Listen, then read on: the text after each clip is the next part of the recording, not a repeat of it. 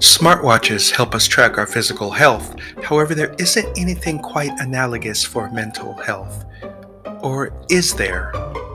I'm Lance, I consult in this space, and today I'm going to show you an app that if you talk to it, this app can measure your level of anxiety and depression. Kintsugi is a startup that just secured $20 million in venture capital funding, making their total funding over the course of about a year and a half at the $30 million level. That's a lot of funding in a short time frame, and the interest in Kintsugi is based on the promise of their app that from short clips of freeform speech can detect voice biomarkers of depression and anxiety based on how a person speaks.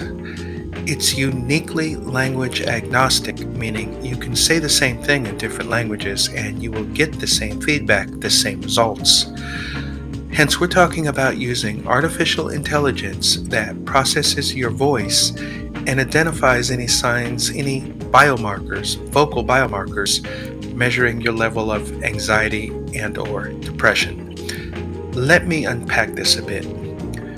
The founders were mindful of the pennybacker paradigm from the 1980s, which suggests that emotional disclosure about stressful events leads to improvements in physical and psychological health. More specifically, how journaling, articulating top-of-mind issues, helps people mitigate stress, anxiety, and depression. And today, journaling is one of the leading tools in the mindfulness toolbox. And it is precisely that, the benefits of journaling, coupled with the pervasive use of voice-based home devices like Alexa, Google Home, smartphones. The use of these devices in our daily lives moved the founders of Kintsugi to hypothesize that people could turn to voice-based journaling to vent, decompress, and connect to others. So they launched the first voice journaling app, and people all over the world downloaded it. 2018 comes along, and at MIT, the Massachusetts Institute of Technology, they produced a paper on what was then the state-of-the-art machine learning model to detect clinical depression from short clips of speech. At the same time, Kintsugi, thanks to the hundreds of thousands of people across the world using their voice journaling app, the founders of Kintsugi were part of a team that created the world's largest voice database for machine learning and mental health. Now, the convergence of these advancements enabled Kintsugi to carry out thousands of experiments on clinical depression and anxiety detection in real time. From these experiments, they discovered that it wasn't what patients said that determined clinical depression or anxiety, but rather how they said it, regardless of language, gender, socioeconomic, or ethnic background. So in using the app, you get this feedback on your personal wellness, but the app also includes clinically proven exercises and techniques to tackle daily stress, anxiety, and depression. Different cognitive behavioral therapy exercises to better analyze and deal with your own thinking, clinically backed quizzes to better understand your thoughts and emotions, all to help you guide yourself to healthier coping mechanisms. The app offers various tracking features so you can monitor and look backward on your personal journey. There's also a platform where you can engage with others, receive and give support, so there seems to be a sort of group therapy dimension to this app. I view this app as a kind of mental health thermometer, taking your anxiety and or depression temperature and delivering you insights on yourself in real time, supported with the resources delivering you options on how to move forward, mindful of the results. The looking backward feature of your history of your voice journaling strikes as helpful in surfacing additional insights of self and understanding what may trigger low points. The nearly $30 million in total funding over a year and a half, well, that hints to how disruptive this app could potentially be. View this app, this software, as a layer of artificial intelligence that can be placed on top of clinical calls coming in and out of call centers telehealth platforms like BetterHelp, Talkspace, and Calm, and remote monitoring tools. Down the line, this can probably be set up where unprompted, your phone or Alexa device can detect anxiety you're experiencing in real time and encourage you to take a moment to cope with what you're experiencing. You'll be able to receive a heads up and course correct in the moment. So, venture capital is very excited about the promise of this app. But what's going on in the vertical space?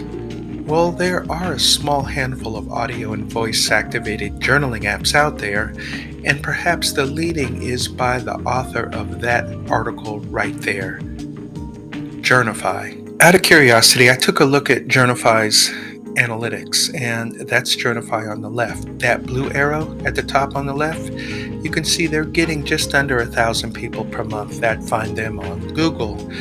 They're leading in this vertical in the moment in the SEO race. Kintsugi, that's them on the right, and you can see that blue arrow on the right. They're getting about 900 visitors per month, month after month. When you look at the keyword people are using to find Journify, you can see they're directly aligned with their vertical. Those red arrows show you keywords audio journaling app. They probably lead the space right now for this reason, tight alignment with searcher intent. But this competitor, Journify, they're at their ceiling.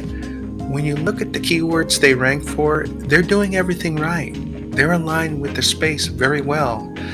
The space, though, is in its infancy, and Kintsugi, well, it doesn't even look like they're trying as of yet to implement a real SEO strategy. Why do I say that? Well, when you look at their keywords, the only thing you can glean from their keywords is that they're hiring. And people who already know their brand simply use Google to find their website.